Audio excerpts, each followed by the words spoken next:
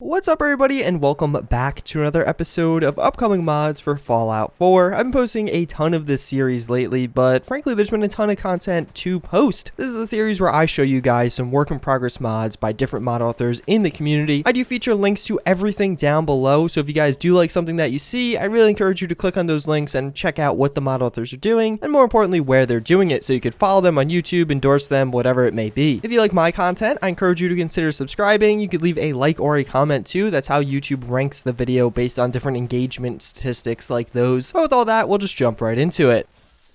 So firstly, I'm going to show you a number of different weapons and an armor that are a work in progress by Iconless. So starting things off, we do have a retexture of the scavenged NCR armor. As you can see, basically this is going to add in a Punisher retexture of the armor. I personally think it looks quite cool, and it honestly fits with the armor pretty well. It kind of has that metal undertone with the jacket over it. Then we have a pistol mod. He's actually working on a number of different pistol mods. The first is going to be the APS Stenchion. This is actually a pretty unique and interesting pistol. It's a Soviet era pistol that, as you can see right there, has a selective fire. That meaning it can be fully automatic. It is technically a machine pistol. Obviously that's pretty unique. That's something we have a ton of in Fallout 4, so I'm excited to see what he does with this one. Then in my eyes, even a little bit more exciting is another machine pistol, or kind of an SMG, that with the Uzi. You probably use the Uzi in a different video game at some point. Basically it has a super high rate of fire, although a ton of recoil, and you burn through ammo very quickly. I think this one looks the most promising out of almost all the ones he does have. Maybe one does take its spot, but this one definitely is pretty cool, and I know a lot of people really love the Uzi, so I'm excited to get one in Fallout 4. I know we do have a Mac 11, but the Uzi, although similar, is I think a little bit more special than that gun. Then the one I'm personally most excited for, we do have a work in progress shot of the Galil. I really like the Galil. It's a pretty interesting gun. Again, you've probably seen it in some different video games. There's nothing super special about it. I just think it looks pretty cool, and again, I've used it in past video games, so I'm excited to get it in Fallout 4. Then we do have a few other pistols. There's nothing too notable about these, so I'll just show you their images. They all look pretty promising, but again, they're relatively basic. That with the Kimber 1911, the SIG P226, and then the last one I did show you was the QSZ 92. But then last but not least, we do have a image, or rather two images, of the Saiga Sporter rifle. So this seems like it's going to be not the Saiga 12K shotgun. You probably heard of that weapon. It looks pretty similar to this one. This one's actually just going to be a semi-automatic rifle. Think a M14 or something around that style. It does fire a pretty high caliber bullet, and all around it is a pretty interesting and cool weapon. I'm excited to see where he gets with all these different weapon mods. I kind of like how we did just a flat dump of all the things he's working on right now, although I'd like to see which ones are going to be coming out first, and just as progress is made on all these different mods.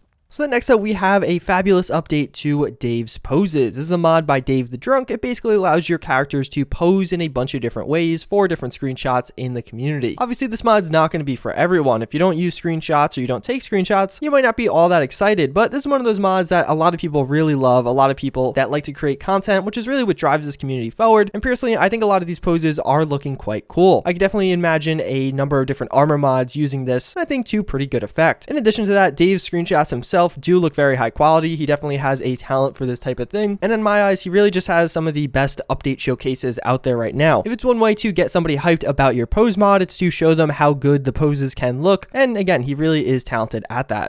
So then we do have another mod that I did show you a bit of in the past, that one being the Viral Suit. Didn't really have a name then, but regardless, what this is going to be is the Varia suit from the Metroid Prime series. Of course, the suit that Metroid does wear herself. The technical name is the Varia suit, but I imagine for copyright reasons, you might be naming this mod the Viral Suit to get it up on Nexus and not have any limitations or takedown notices issued to him. This is actually going to be a power armor, as you could see, or can't really see by these images, but yes, he does have a video on his YouTube channel. I'll link that down below as well. But is going to be a power armor, and in addition to the suit, we also have an image of Zero Suit Samus. So that one definitely is looking pretty promising. I imagine these are going to ship together. Obviously they make sense to go together. I think both of these are looking pretty cool. I don't think his screenshots do it as much justice as somebody else might. I think the armor definitely is high quality, but again, I think some better angles or even turning the HUD off could do it a lot more justice than it is right now. All around, I imagine a lot of people are going to be really excited for this one. The Metroid series is, well, it's pretty massive. It's a classic among many generations, so for that, a lot of people are going to want to download and experience their armor. So then last but not least, we actually have an update to Fallout Cascadia. So this is one of the mods I did cover a bit on my channel. I actually interviewed one of the guys working on it. Here we do have some landscape and environment shots from the mod. If you don't know, Fallout Cascadia is meant to be a mod taking place in Seattle, and it's basically going to add in Seattle as a playable world space, as well as a bunch of quests, armors, weapons that you can experience there. And all around, it is just a pretty large mod, probably one of the biggest and most ambitious projects we do have going on right right now in the Fallout community. So the first thing that stands out to me about these images is the green. A lot of people make their game look like this in Fallout 4 through the use of modding, so it's really cool to see these mod authors taking that into consideration, or at least it seems like they did, and making Seattle green, not a Fallout or post-apocalyptic wasteland. It definitely looks like a pretty cool place. It actually is someplace I want to spend a lot of time in. If this was a mod, I would download it right now and check it out. I think a lot of people are going to really enjoy this. I think playing around the wooded areas in Fallout 4 is definitely a lot of fun, and mods like Regrowth or Overgrowth are great additions to the game and some of the most downloaded mods, so there's obviously an audience for them. That's pretty much going to wrap it up for this video. As always, I hope you guys did enjoy. Let me know in the comments down below, out of all the mods I did show you, which of them was your favorite. I thank you for watching again, and I hope to see you guys all next time. Later.